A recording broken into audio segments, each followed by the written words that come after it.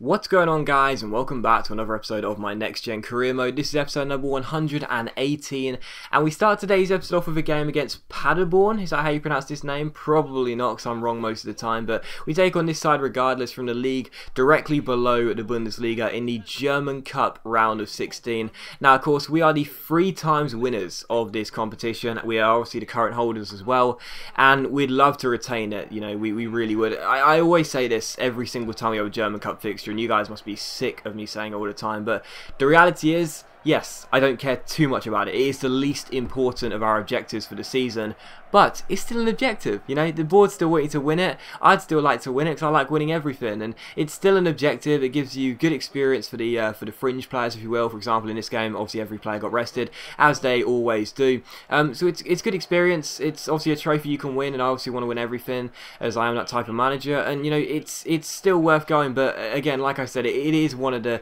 it is the least important objective. Not one of, it is the least important objective. So if we don't win it, I'm not too bothered, but it would still be nice to get through, and we definitely want to avoid embarrassment playing against the side in a lower division. But anyway, taking one here away from home, and the first chance fell there. A couple of great chances, but unfortunately the ball got cleared off the line in the end, and they escaped. And in the 30th minute, Draxler came forward and found Omre Chan. Great chance to make it 1-0, but I took the touch a little bit too heavy, and the goalkeeper had quite a simple save. And in the 37th minute, you see Draxler getting on the ball again, rouletting round his man, going down his right hand side, tried to catch the goalkeeper out here, but it was a brilliant stop by the keeper. And then with Schürrle, well, that was stupid. I mean, that really was. I tried to put it in from a tight angle. I was never going to score. I should have played it across the face of goal where Draxler was coming back into the area and into a dangerous area. I was never going to score there, was I? That was just me being selfish. But it was still 0-0. Draxler was getting on the ball a lot. I was using his fantastic skill attributes. He was looking very threatening, but I just didn't have the breakthrough. And as Draxler plays the ball over the top here, Paderborn failed to get the ball away. It comes inside to Yashil, who bicycle kicks it,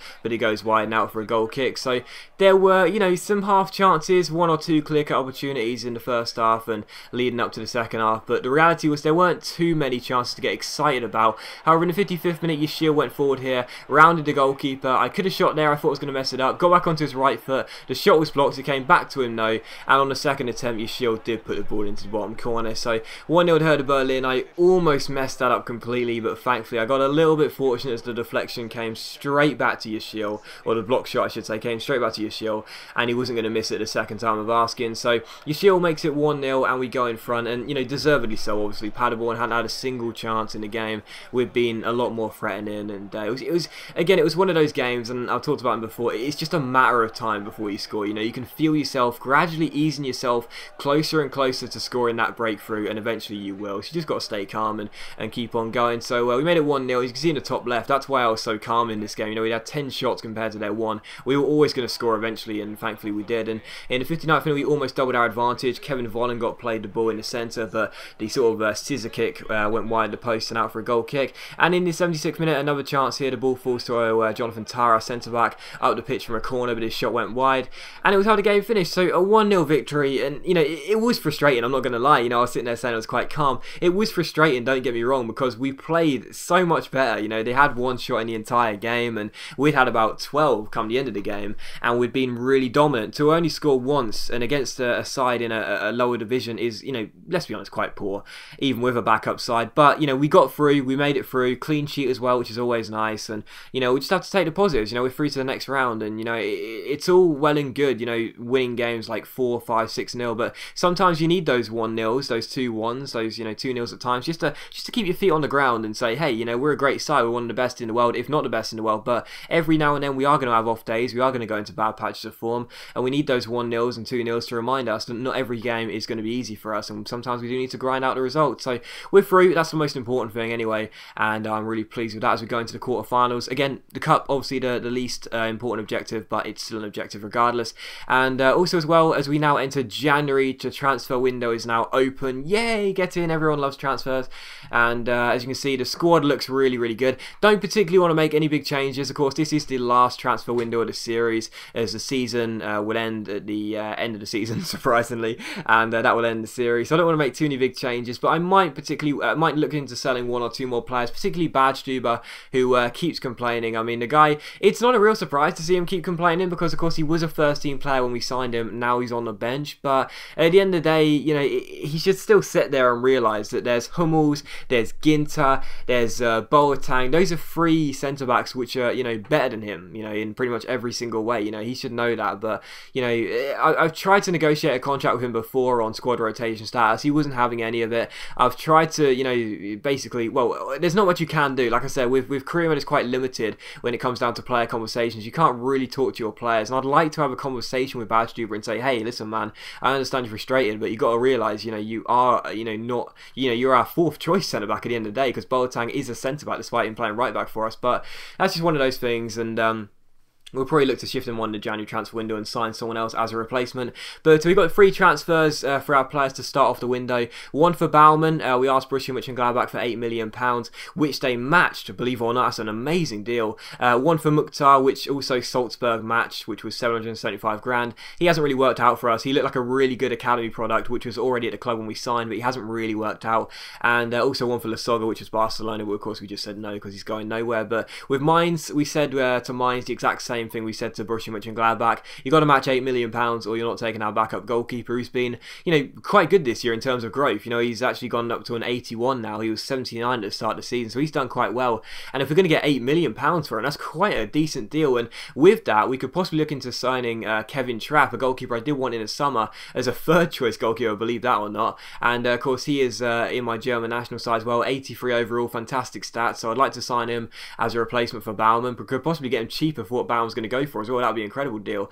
Kroos is wanted by Real Madrid, the side who just signed him in real life in this summer transfer window. And also Baumann isn't going to Mainz because they won't match £8 million. Omre Can wants a new contract. It's all the players seem to want new contracts now. We've got a few more million for progressing in the Champions League. And I also asked the board for some funds as well. I said, could you give us £2.5 million? They said they'd give us 776, I think it was, which isn't a lot, as Real Madrid won't match the counter offer for Kroos, which is not a real surprise. 766 grand, which isn't a lot, but you know, it's a little bit to help, and you know, there's nothing wrong with that. And also, as you can see, Omre Can has now been put on the transfer list because we haven't offered him a new deal.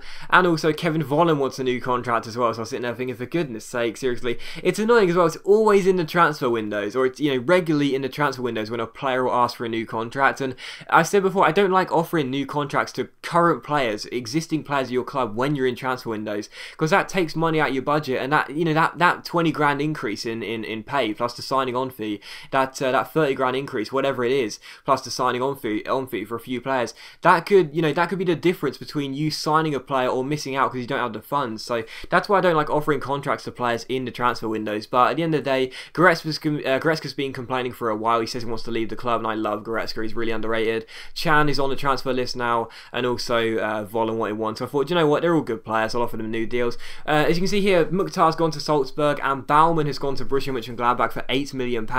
And Frankfurt have accepted the £4 million bid for Kevin Trapp, which is just brilliant. I mean, that is fantastic business, if I don't say so myself. I mean, you know, at the end of the day, Baumann came in for, what was it, like £2 million? Like about £2 million. We sold Zila for more than that when we signed Zila on a free. So we made a profit on that piece of business. And with Trapp about to come in, which I'm sure he will accept a contract, with Trapp about to come in for half of what we got for Baumann, and being a player who is 2 ratings higher than Baumann, that's just great business. I mean, that's just making profit on players. That's logical. That's brilliant business in my opinion.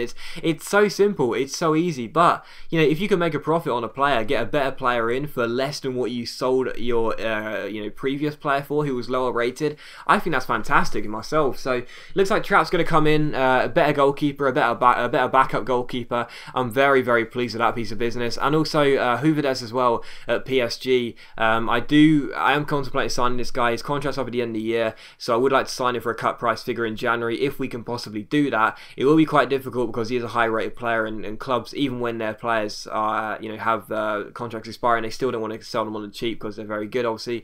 Why would they want to? And I'd like to sign him, but we'll have to wait and see. Also, Trapp has accepted his contract, so like I said, we made a profit there. That's a £4 million swing in order to get a goalkeeper who's 2 ratings higher. I mean, to me, that just seems like brilliant business in my opinion. That could help us sign one more player as well. We get a better goalkeeper. transfer. It's just logical. It's logical, really. And Goretzka accepts his contract, which is great. That means he'll stop complaining and his morale will start to go up.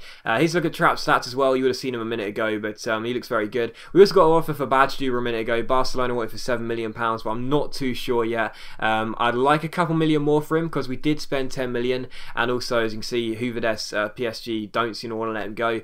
But we'll have to wait and see. You know, personally and preferably speaking, I'd like to replace Badgeduber with Hooverdes, but I'm not sure we'll be able to pull off the transfer. I guess we'll just have to wait and see what happens. But anyway, as always, guys, a big thank you for watching the video. I really hope you have enjoyed it. If you have enjoyed today's episode of my Next Gen Career Mode, then please do leave a like, because that is much appreciated, and of course it really does help my channel out. It only takes a second, and I'll see you for the next episode of my Next Gen Career Mode very soon.